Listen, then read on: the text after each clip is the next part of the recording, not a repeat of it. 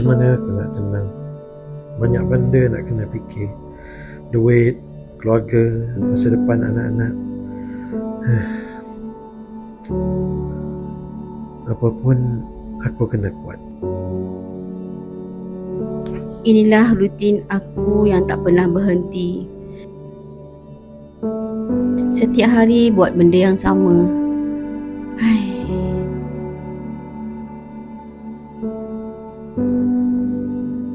Rasa penat tu Allah je yang tahu.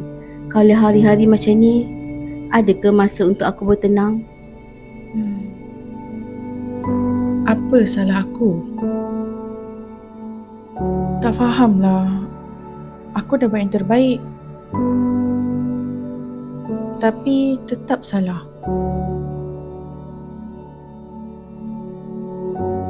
Hish, fail lagi. Dua subjek pula tu yang fail. Banyak nak kena bayar untuk repeat ni.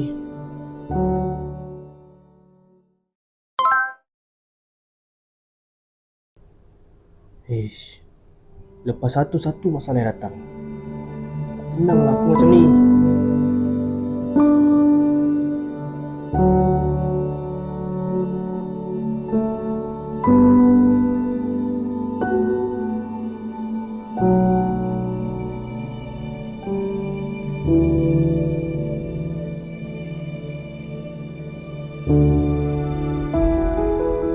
Tenang, keadaan yang selalu kita cari, tapi sukar untuk kita temui, sebab kita cari di tempat yang salah. Sedangkan tenang itu sebenarnya sangat dekat bila satu keluarga bersama membaca dan memahami kalamnya.